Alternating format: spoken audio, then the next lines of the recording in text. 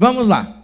Atos capítulo 9, versículo 1, vamos até o 9, diz assim: E Saulo, respirando ainda ameaças e mortes contra os discípulos do Senhor, dirigiu-se ao sumo sacerdote e pediu-lhe cartas para Damasco, para as sinagogas, a fim de que, se encontrasse alguns desse caminho, quer homens, quer mulheres, os conduzisse presos a Jerusalém.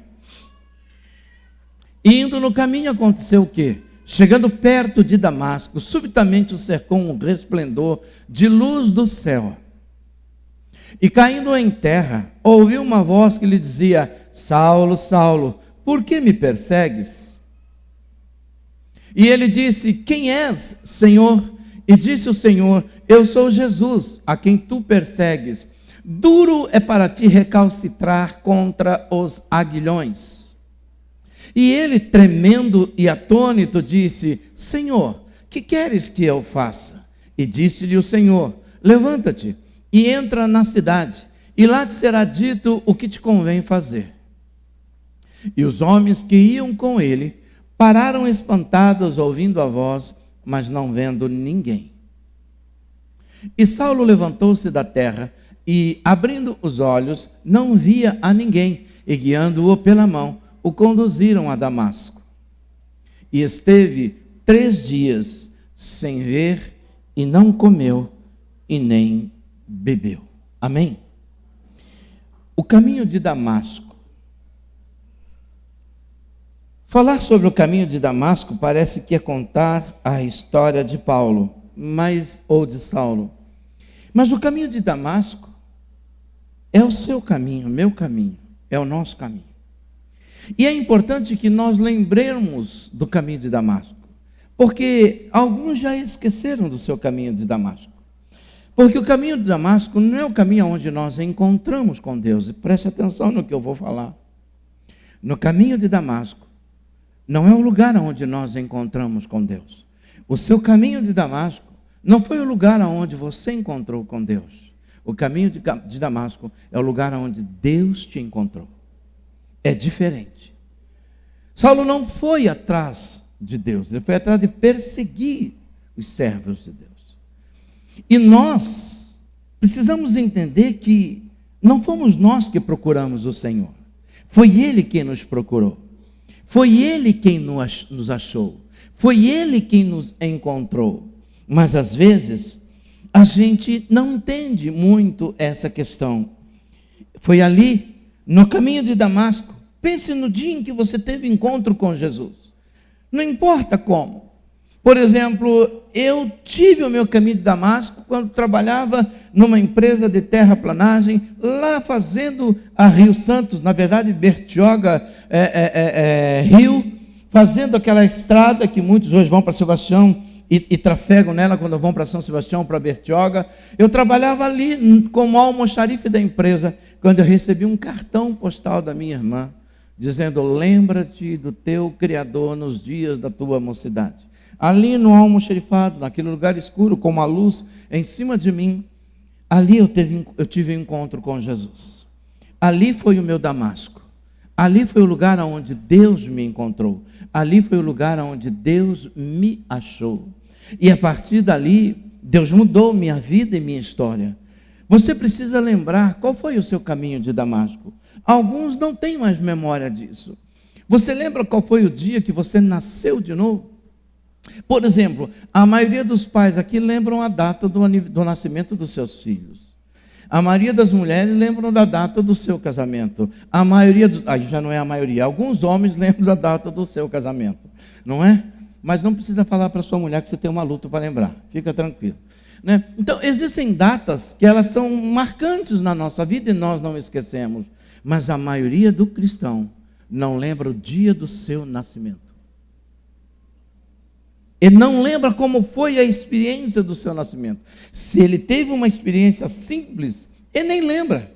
Se a experiência dele foi algo impactante, se de fato ele caiu do cavalo, o cavalo caiu em cima dele, alguma coisa assim, então ele lembra: a minha conversão foi algo poderoso.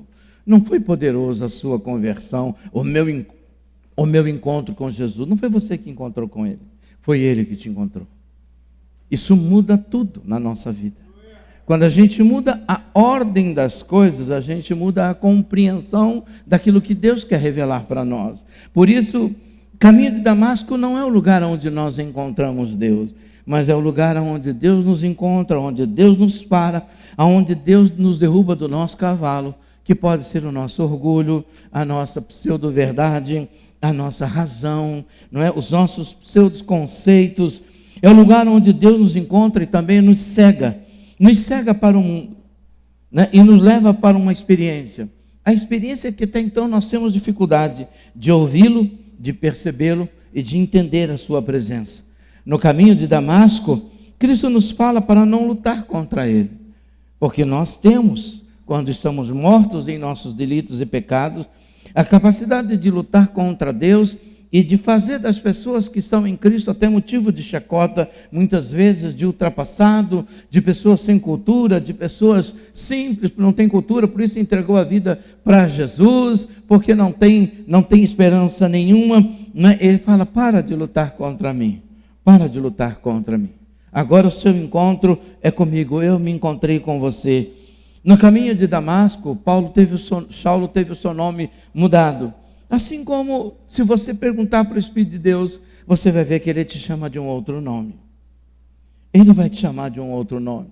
Sabe, todas as vezes que Deus me chama em oração, Deus nunca me chamou de Gerson, Ele sempre me chama de filho. Ele nunca me chamou de Gerson. Eu estou falando para vocês algo da minha intimidade com Deus. Deus nunca falou Gerson, como fez para Samuel. Não, ele me chamou de filho. Por que filho? Porque eu sou filho dele. Porque você é filho dele. Pai só chama filho pelo nome quando está bravo. A minha mãe, quando estava brava, Gerson José. Caso contrário, filho vem aqui, filha vem aqui. Não é assim? Pais chamam filhos de filho. E é importante a gente entender que o propósito de Cristo em nos chamar e salvar-nos do pecado é porque Ele nos apresenta para o Pai, nos faz filhos do reino e seus discípulos. Mas é difícil para nós entendermos esse caminho de Damasco. Pastor, o que é o caminho de Damasco? O que acontece no caminho de Damasco? A primeira coisa que a gente sente que acontece conosco no caminho de Damasco é que Deus nos chama à consciência dos nossos erros e dos nossos pecados.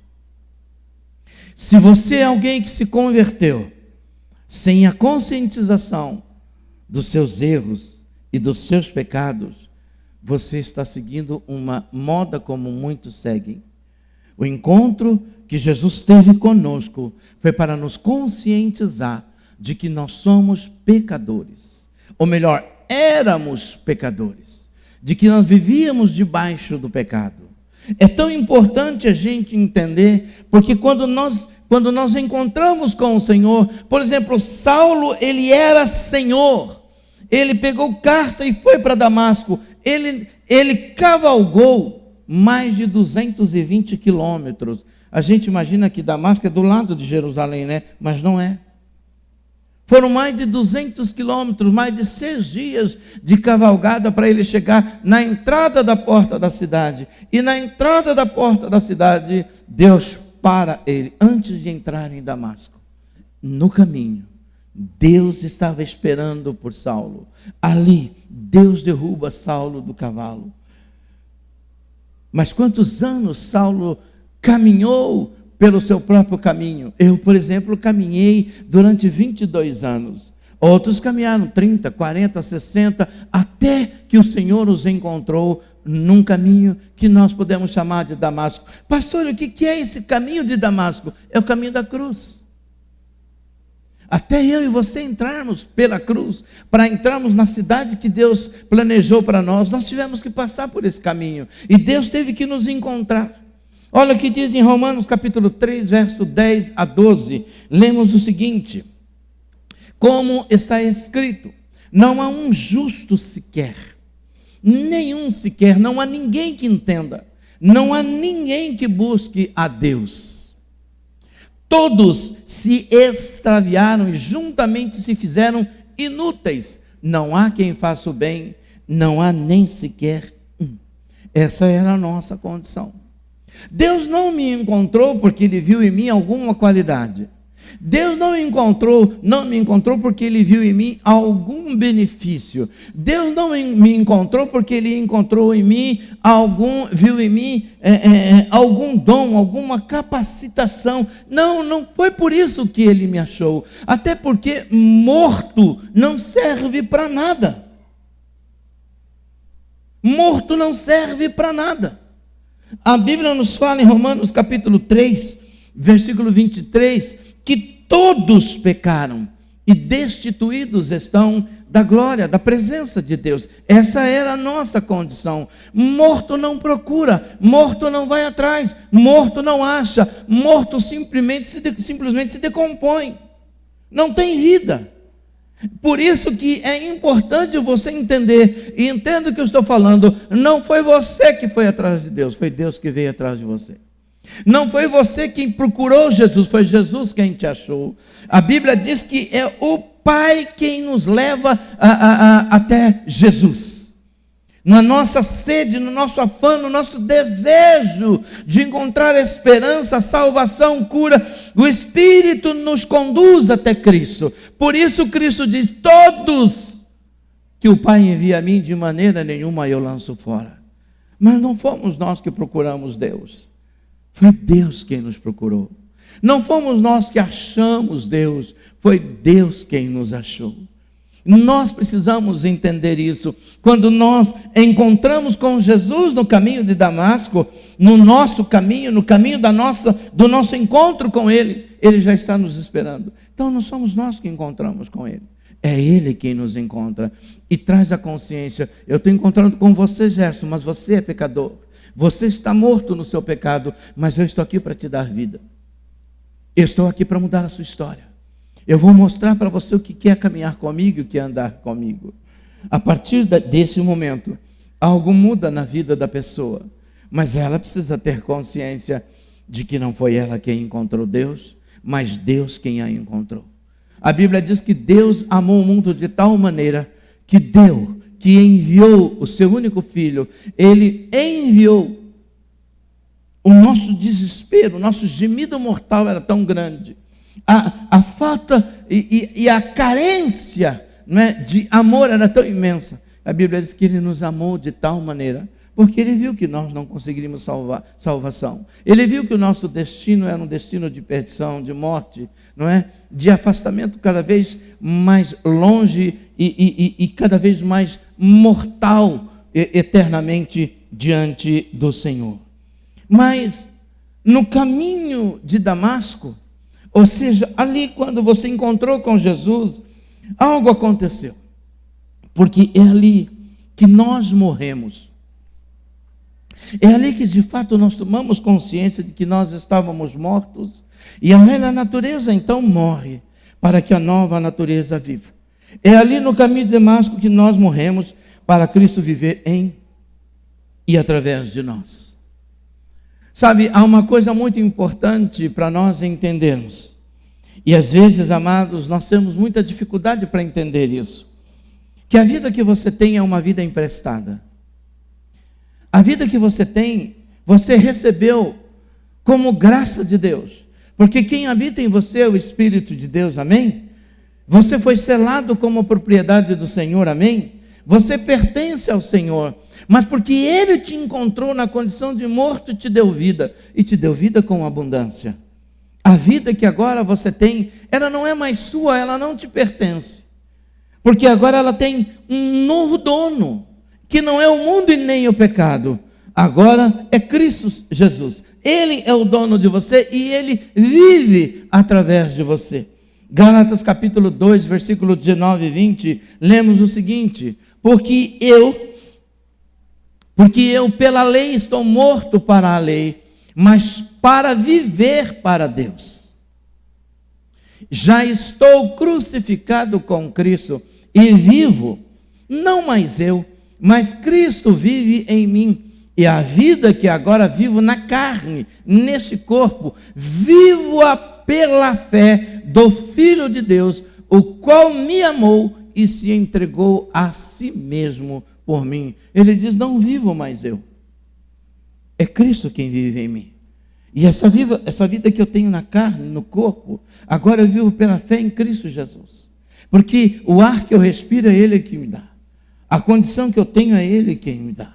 Por isso Ele pode me tirar desse mundo a hora que Ele quiser. E por isso Ele pode fazer comigo o que Ele bem entender. Porque eu estou no lucro. Você está no lucro.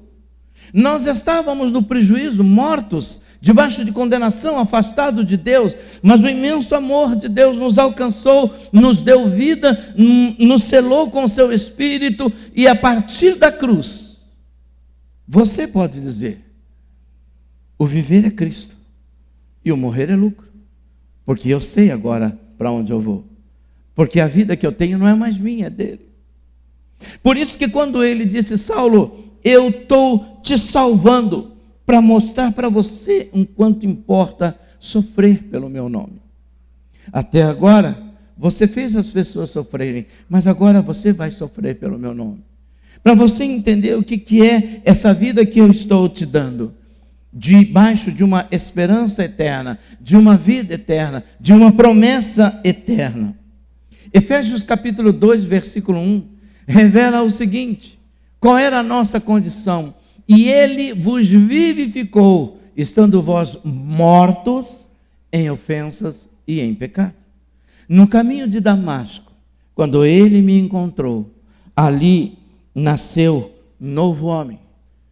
Ali nasceu, no seu caso, mulher, uma nova mulher. Nasceu uma nova pessoa. É esse homem, é essa mulher, é essa nova criatura que se refaz para o pleno conhecimento de Deus. Por isso é importante nós entendermos que nesse nosso caminho até Damasco, aonde nós íamos para matar, mesmo mortos, o Senhor nos mata para gerar em nós a vida dele. Ali nós morremos. Ali nós somos cegados em nós, cegados para o mundo. E isso é tremendamente importante, por quê? Porque eu preciso entender como igreja que não sou eu quem vive, mas é Cristo. Se no caminho de Damasco ele me trouxe a consciência quem eu era, um pecador, um destituído da glória e da graça dele. Se no caminho de Damasco eu tomei consciência de que eu estava morto em meus delitos e pecados e ele me deu vida, é no caminho de Damasco que eu ganho um novo destino. Ali eu ganho um novo destino. Nesse encontro com Jesus, você ganha um novo destino. E você sabe que esse é o maior problema para o cristão, é entender que ele tem um novo destino. O maior problema para a igreja é entender que ela tem um novo destino. Que ela não tem absolutamente nada a ver com isso que está acontecendo, com este mundo, o que está acontecendo com o mundo. Porque nós estamos no mundo, mas nós não somos daqui. Temos que lutar, sim, pela paz de Jerusalém, pela paz do nosso Brasil, temos que lutar, mas sempre tendo em nossa consciência de que nós não somos daqui, de que você não é daqui. Isso muda a maneira como você vive, isso muda o seu conceito de mundo, o seu conceito e a forma como você olha para as pessoas. 1 Pedro capítulo 1, versículo 3 ao 5, lemos o seguinte: bendito seja o Deus e Pai de nosso Senhor Jesus Cristo, que, segundo a sua grande misericórdia, nos gerou de novo para uma viva esperança, pela ressurreição de Jesus Cristo dentre os mortos, para uma herança incorruptível, incontaminável e que não se pode murchar, guardada nos céus para vós, que mediante a fé estáis guardados no poder de Deus para a salvação já prestes a se revelar no último tempo. Como que eu entendo esse novo destino?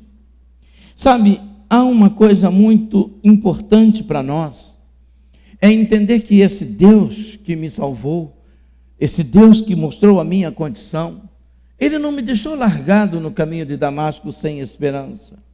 Ele não disse o que eu era e me largou ali sem saída, sem escape.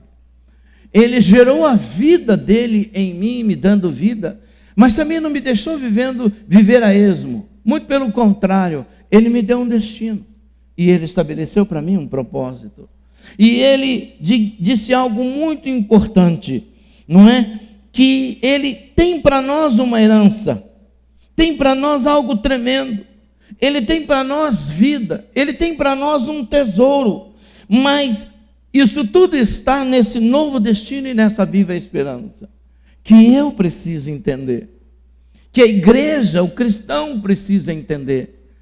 Eu estou indo para essa terra prometida, eu estou marchando para essa terra prometida, e isso que ele prometeu está lá, exatamente estabelecido por ele. Existe um novo céu, uma nova terra, e não é uma teologia escapista, como nós vamos sair do mundo, porque nem eu e nem você sabemos em que dimensão isso está, mas nós sabemos que isso é uma realidade, que isso é uma verdade. Existe um novo céu e uma nova terra, no qual habita a justiça. Existe um tesouro, existe uma salvação preparada para nós, e não é a salvação da nossa alma, mas a salvação do mundo. Por isso Jesus diz: Pai, eu não quero que o Senhor os tire do mundo, eu quero que o Senhor os livre do mal.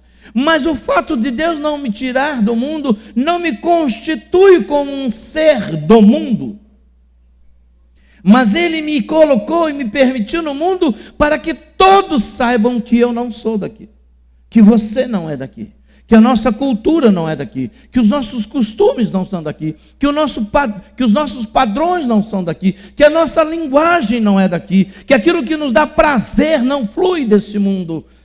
É por isso que Paulo, escrevendo aos Colossenses, ele diz: vocês que são do alto, busquem as coisas do alto, aonde Cristo está assentado à direita do Pai. E ele põe uma condicional: vocês que são do alto, busquem, ou nós que somos do alto. Nós temos que saber de onde nós somos. Nós temos que saber de onde nós somos. Qual é a nossa natureza?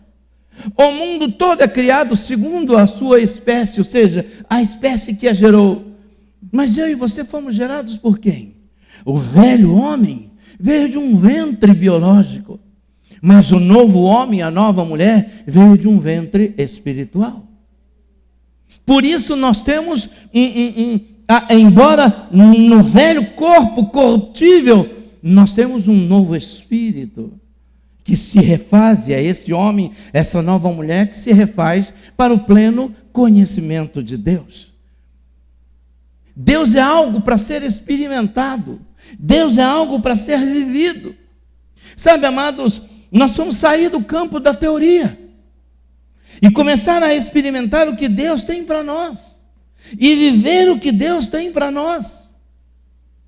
Quando ele fala, e Pedro começa: bendito Deus e Pai de nosso Senhor Jesus Cristo, que segundo a sua grande e imensa misericórdia nos regenerou para uma viva esperança. Sabe por que a Bíblia fala sobre viva esperança? Porque existe esperança morta. O que é a esperança morta, pastor? É o que o mundo tem. Uma esperança de dias melhores. Querido, no mundo haverão dias melhores, mas não haverá uma eternidade melhor. Agora, em Cristo Jesus podem ter dias piores, mas haverá uma eternidade melhor. O foco de quem tem Jesus não são os dias melhores ou piores na terra, mas é uma eternidade para ser desfrutada com Ele. Por isso, o meu e o seu comportamento na terra é de quem tem um novo destino. É de quem tem uma nova história, é de quem está escrevendo uma nova história. Jesus disse: Pai, eu não quero que o Senhor os tire do mundo, eu apenas quero que o Senhor nos livre do mal.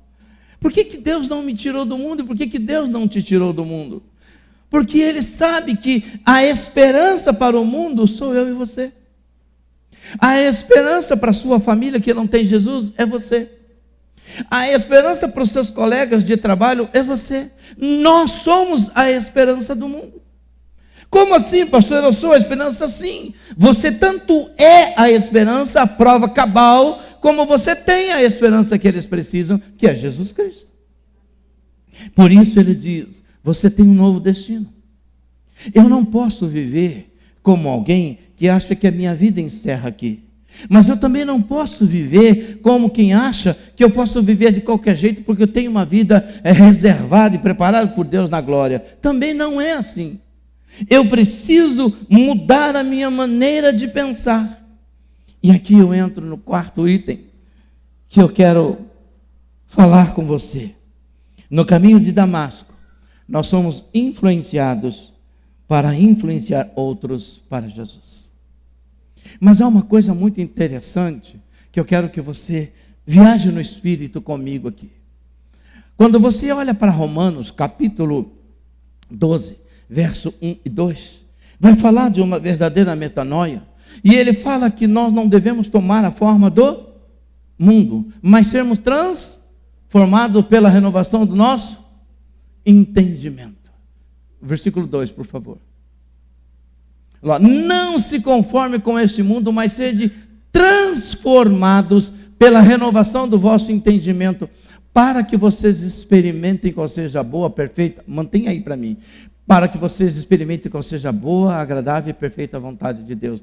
Ele começa dizendo, Gerson, não se conforme com este mundo, ou seja, não tome a forma deste mundo, você não precisa disso, mas se permita ser transformado pela renovação do quê? Da mente, porque uma mente não renovada não experimenta qual seja a boa, a perfeita e a agradável vontade de Deus. Há cristãos cuja mente ainda são a mente do velho homem, a mente da velha mulher, a mente da velha pessoa.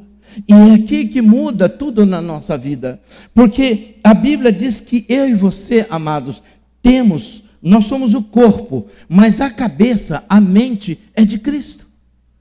Nós temos a mente de Cristo. Óbvio que se eu e você temos a mente de Cristo, nós temos que estar abertos para entender as coisas de Cristo. Porque eu não posso entender as coisas de Cristo com a mente do velho homem, da velha mulher. Tem que ser uma mente própria, uma mente desenvolvida para entender aquilo que o céu revela, aquilo que o Espírito revela, aquilo que a glória de Deus revela. E essa é uma mente transformada, mas ao mesmo tempo em que ela passa pelo processo da transformação, ela precisa ser renovada todos os dias pelo pleno conhecimento de Deus, porque Ele vai revelando para nós as coisas do céu e arrancando de nós, amado, as coisas da terra. Mas se a nossa mente for ligada aqui, a gente não entende. E aí nós nos tornamos não o crente natural, mas o crente carnal. Por que tem tanto crente carnal? Porque a mente dele não é a de Cristo. Não é desenvolvida. Não é transformada. Porque quando, preste atenção no que eu vou falar. Está todo mundo aqui em mim, olhando para mim? Como que uma pessoa para de beber? Pela mente. Quando ela toma consciência de que ela precisa mudar a sua cabeça. Isso não me serve mais, está destruindo minha casa, está destruindo minha família, eu preciso parar. E aí ele vai para uma casa de recuperação, ele faz toda a desintoxicação, mas a mente dele mudou. Como que você faz uma pessoa parar de fazer coisa errada? Quando a mente dele muda. E é por isso que o Senhor diz, quando a igreja tem a mente de Cristo desenvolvida, renovada em mim, ela experimenta o céu na terra. E aí ela não tem prazer nas coisas da terra, nem prazer nas coisas da carne, porque o novo homem, a nova criatura, não se alimenta nem das coisas da terra e nem das coisas da carne. Mas para isso eu tenho que renovar a minha mente, mudar a minha maneira de pensar e de enxergar. O que foi que aconteceu com Paulo em Damasco? Ele disse, ele dando o seu testemunho, tanto em Atos 22 como ao Agripa em Atos 26, ele fala, Eu era um perseguidor. Eu era alguém que eu queria participar da morte dos cristãos. Eu ajudei a matar Estevão, eu estava lá, eu segurei a roupa. Eu sou réu, confesso, eu estava lá sim, no afã de que eu estava fazendo a coisa certa, mas em Damasco Deus mudou a minha mente, Deus mudou o meu pensamento, e eu entendi que entre matar e morrer por Cristo, é melhor morrer. Eu entendi que uma mente renovada, ela morre pelo Senhor, para que o Senhor tenha liberdade de viver nele e através dele. Não há espaço para aquilo que é do homem, para aquilo que é da terra, para aquilo que é da carne. Hebreus capítulo 13, versículo 7 diz assim, 7, 8. Lembrai-vos dos nossos pastores que nos falaram a palavra de Deus, a fé dos quais imitai, atentando a sua maneira de viver. Jesus Cristo é o mesmo ontem, hoje e eternamente. Ela não está falando que a liderança é perfeita. Ele está dizendo o seguinte: para onde nós estamos olhando? Para quem nós estamos olhando? O nosso maior líder é Jesus. Ele disse: imitem a fé. Paulo, escrevendo à igreja de Coríntios, diz: sede, pois, meus imitadores, como eu sou de Jesus. Ele chama para ele a responsabilidade, porque a mente dele está ligada ao céu, está ligado com o Senhor. Não é uma mente que nos torna pessoas alienadas, não, mas é aonde que o avarento deixa de ser avarento na mente, aonde que o roubador deixa de ser roubador na mente, aonde tudo começa na mente. Por isso, amados, presta atenção no que eu vou falar, que está vindo do céu para você. Deus nos gera de novo num ventre espiritual. Amém ou não amém? Amém. Mas a mente é dele.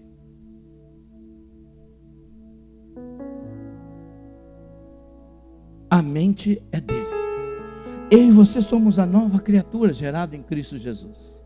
Nós nascemos, o novo homem, a nova mulher, 2 Coríntios 5,17. Mas lembre-se que a mente é de Cristo. Quem é que pôde instruí-lo? Quem é que pode compreender as coisas do Espírito, senão pelo Espírito de Deus? O problema, querido, é que nós não estamos muito dispostos a ter uma mente renovada. 1 Tessalonicenses capítulo 1,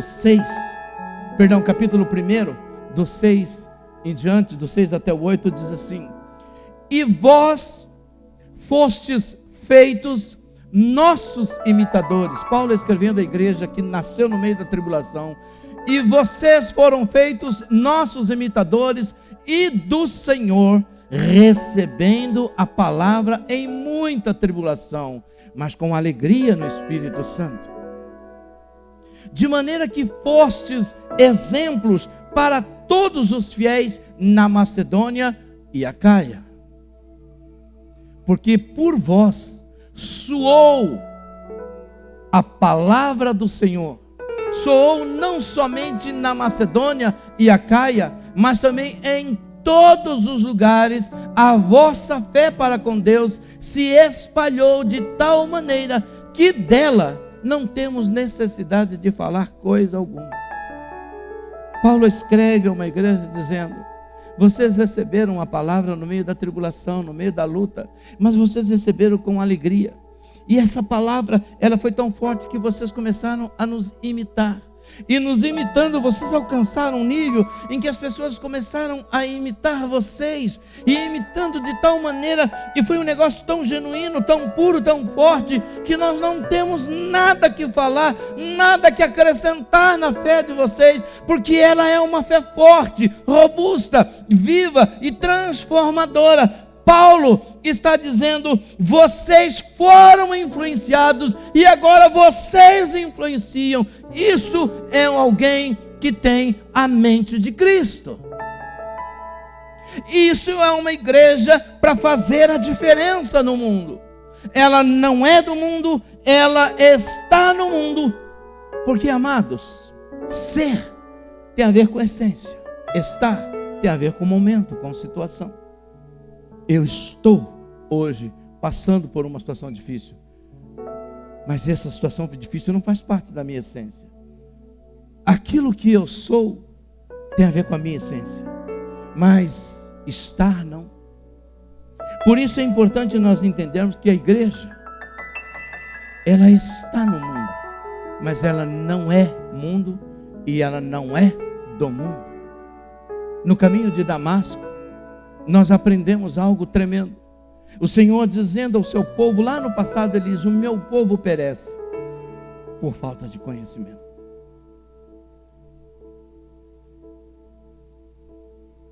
Certa feita eu estava conversando com o irmão, e ele falou para mim assim: pastor, eu quero receber na minha vida a unção que estava sobre a vida de Paulo. Ah, pastor, eu preciso daquilo. Eu olhei para a cara dele e falei assim: você só quer a unção ou você quer o chamado? Porque a unção todo mundo quer, o chamado todo mundo joga fora. Mas essa unção de Paulo só tem valor para quem tem o chamado que Paulo teve. Elias disse: eu quero porção dobrada de você. Eliseu disse: eu quero porção dobrada de você, Elias. Ele recebeu, mas o preço que ele pagou foi maior do que o preço de Elias. Nós não temos que pedir somente unção, temos que pedir o que está por trás da unção. Ah, pastor, eu quero a unção de Elias. Você só está pensando na carruagem de fogo, né? Mas você não está pensando que junto com ela vem um Acabe, vem uma Jezabel, vem uma desgraça total, não é? Paulo recebeu uma unção diferenciada, recebeu. Mas antes de receber a unção, Deus falou: eu vou te mostrar o quanto importa tomar água de coco pelo meu nome, não é? Desfrutar nas Maldivas pelo meu nome. Foi isso, sim ou não? Quantas cadeias, quantas prisões, quantas chibatas, todo mundo quer. Parece que dança portuguesa, com certeza, não é? Nós queremos a unção que vem do céu, mas nós vamos influenciar as pessoas, amém? Você tem esse poder, nós temos esse poder, amados. Enquanto é tempo, enquanto a igreja não sofre perseguição, eu digo física, exale o bom perfume de Cristo.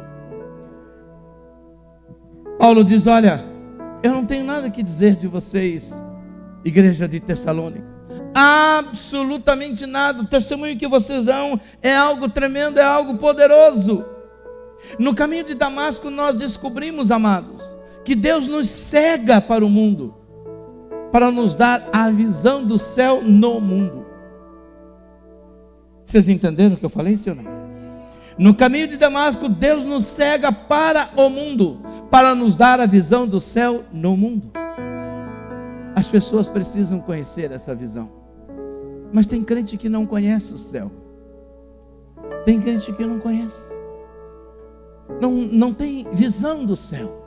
Não consegue contemplar, não consegue ler a Bíblia e viajar com ela. Ser arrebatado numa leitura. Ser trasladado até o céu pela leitura da palavra. Ser moído, quebrantado no espírito pela leitura da palavra. Compreender o que está acontecendo à nossa volta e no nosso mundo. Nós estamos olhando para líderes popstar. Nós estamos olhando para líderes que querem ser famosos e não líderes que querem tornar Jesus conhecido. Nós estamos olhando, amado, para aquele que fala bonito e não para aquele que tem uma fala ungida e poderosa da parte do Senhor. Nós precisamos olhar para a cruz, olhar para Jesus. No caminho de Damasco, Paulo esqueceu a religião. Paulo esqueceu o judaísmo, coloque se esqueceu entre aspas, mas ele se voltou como alguém que tinha desejo e afã de salvar aqueles homens. Ele não se preocupou com a perseguição e nem chamou eles de inimigos, mas alguém que precisava entender a graça de Deus. Hoje de manhã eu falei que existem pessoas que elas são crentes e elas são assim, elas são carnais, então elas falam o seguinte: quando alguém bate na minha face, eu dou a outra, depois a Bíblia não fala mais nada, e aí sou eu que encho o cara de tabefe, não é? Mas há uma coisa muito interessante, Quando alguém bate na sua face, a primeira, e quando ela vem para dar a segunda, você precisa falar assim: Deus, eu quero morrer. Porque se a primeira despertou o velho homem, a segunda tem que matar o velho homem. Então que seja a mão do Senhor. Porque os tabefes que nós tomamos na vida tem que mostrar o quanto nós estamos mortos, não o quanto nós estamos vivos. Os tabefes que nós tomamos por causa de que tem que mostrar o quanto nós estamos mortos e não o quanto nós estamos vivos. Tem gente que por causa de uma lutinha ressuscita o velho homem. Esse homem estava dormindo, não estava morto. E é algo tão forte que Paulo diz: faça morrer a sua natureza todos os dias. Quando ela quiser, você não morra aí, miserável. Fica aí na cruz, não sai daí não. Se você perceber que o prego está largando, vai lá e taca outro prego, mas não tira de lá. Porque se você tirar da cruz o velho homem, ele vai te levar direto para o inferno, para longe de Deus. No caminho de Damasco, nós somos cegados para o mundo, para enxergar a glória de Deus. É no caminho de Damasco, amados, que nós paramos de chamar Jesus de Jesus e começamos a dizer o que Saulo disse: Senhor. Sabe por quê? Porque quando Jesus é Senhor, a gente abaixa a cabeça. Mas quando Ele é amigo, a gente olha para baixo. Mas quando Ele é Senhor, a gente olha para o chão. Por que a gente olha para o chão, pastor? Porque a gente vê o quanto nós somos pó. E se estamos vivos e temos céu, é porque Ele nos ama com imenso amor. Não existe mérito nenhum. Pastor, mas eu sou o cara. Então você é o cara perfeito para ir para o inferno. Mas Deus te ama tanto que sacrificou o filho dele para te levar para o céu. Quem aqui quer ir para o céu? Amém? Eu vou dizer uma coisa para você, querido, e vou falar na minha loucura. Eu estou no céu. Sabe por quê? Porque Jesus me garantiu o céu. E você está onde? No céu, amém? Então, se você está no céu, então como você, ajudemos a trazer o céu para a terra. Porque somente com o céu na terra é que as pessoas podem mudar. Sabe, eu às vezes me deparo pensando: Deus, por que hoje eu estava tomando banho? E de vez em quando eu faço isso. Não é todo dia não, mas eu faço isso. Eu levanto o braço, já não me suporto, vai estar na hora de chover, né? Eu falei assim: Deus, como é que vai ficar esse mundo?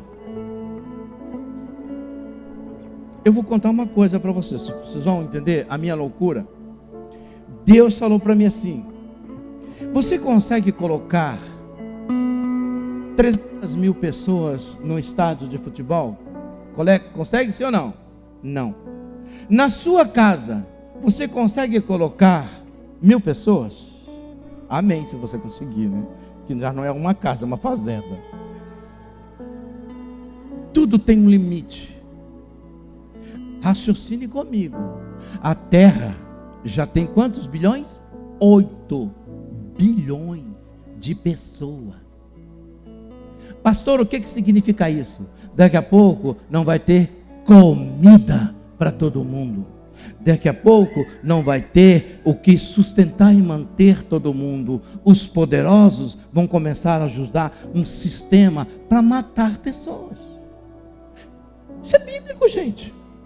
Pastor, onde o senhor leu isso na Bíblia? De Gênesis e Apocalipse. Não se iluda. Não se iluda. Quando chegar em 9 bilhões de pessoas, vocês acham que esses tantos milhões de pessoas que morreu no mundo tem a ver com o quê?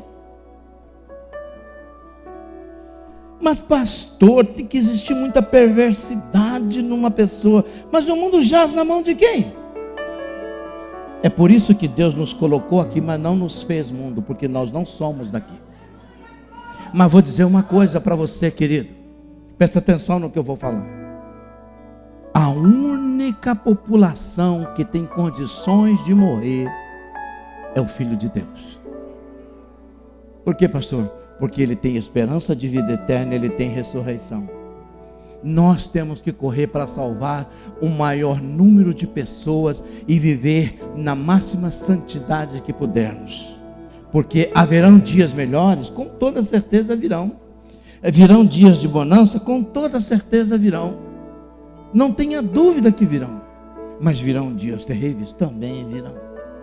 E a igreja, qual é o papel dela? Não perca seu tempo no caminho de Damasco. Deus te chamou, Deus te salvou e Deus colocou algo na sua mão. Deus colocou na sua mão dracmas. Deus colocou na sua mão dons. Mas Deus te fez algo que homem nenhum consegue fazer. Deus disse: você é luz. Ele disse: enquanto eu estou no mundo, eu sou a luz do mundo. Mas depois ele disse: você é luz. Se a sua luz não está resplandecendo, se a sua luz não está brilhando, se a sua luz não está atraindo, você tem que rever algumas coisas. Se você se comporta e age igual às pessoas do mundo, tem alguma coisa errada. Você precisa rever. Porque o homem Saulo no caminho de Damasco nunca mais foi o mesmo. O Pedro que Jesus chamou, o Mateus que Jesus chamou, nunca mais foram o mesmo. Você pode até viver no padrão da velha criatura, mas saiba, e eu falo como profeta de Deus, você nunca mais será a mesma pessoa. Portanto, nem eu e nem você seremos cobrados pelo nosso tempo de ignorância, mas seremos cobrados pelo nosso tempo de ciência e conhecimento, por aquilo que deveríamos ter feito e não fizemos. No caminho de Damasco é o lugar da nossa morte, sim, mas também é o lugar em que nós ressuscitamos para permitir que Cristo viva através de nós. Obrigado por assistir mais um dos nossos cultos online. É muito bom ter você conosco. É muito bom poder contar com você do outro lado. Mas queremos você aqui, visitando a comunidade Batista Mahanaim. Portanto, vem conosco. Os nossos cultos acontecem aos domingos, às 8 horas da manhã e também às 18 horas. Comecinho da noite. Aonde nós ficamos? Aqui, na Avenida Cruzeiro do Sul, 360, Roxidale, Osasco, São Paulo. É sempre um prazer poder, junto com você, adorarmos e celebrarmos o Senhor em comunhão, ok? Nos acompanhe e continue nos acompanhando nas nossas mídias sociais. É muito bom ter você nesse caminho, nesse processo. Uma ótima semana. Deus abençoe a sua vida, família, trabalho. Até a próxima.